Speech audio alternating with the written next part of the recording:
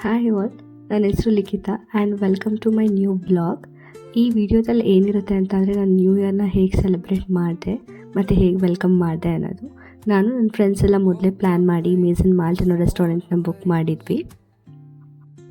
ಈ place ambience ತುಂಬಾ ಚೆನ್ನಾಗಿದೆ ಮತ್ತು ವೈಬು ಸಹ. ಆ್ಯಂಬಿಯನ್ಸ್ ತುಂಬಾ ಚೆನ್ನಾಗಿತ್ತು. ಹಾಗೆ ಒಂದು ಫಿಟ್ ಚೆಕ್ ಇರಲಿ ಅಂತ ವಾಶ್ರೂಮಲ್ಲಿ ವೀಡಿಯೋ ಮಾಡಿಕೊಂಡೆ.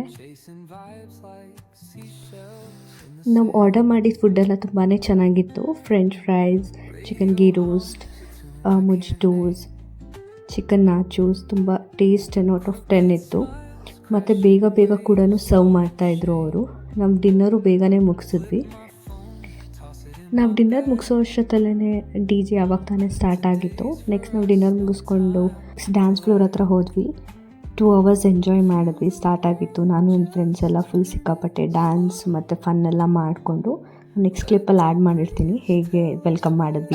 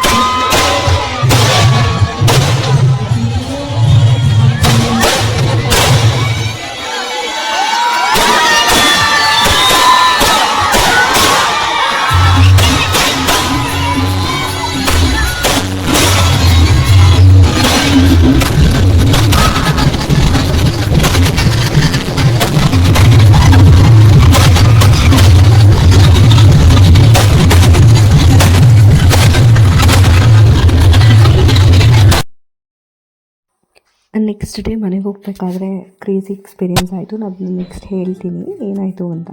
ಈ ಆಟೋ ನೋಡ್ಬೋದು ನೀವು, ಲೈಬ್ರರಿ ಥರ ಮಾಡ್ಕೊಂಡಿದ್ದಾರೆ ಚಿಕ್ಕದಾಗಿ. ಹಾಗೆ ವಿಷನ್ ಬೋರ್ಡ್ ಮಾಡೋಣ ಅಂತ ಮಾಡ್ತಾಯಿದ್ದೀನಿ.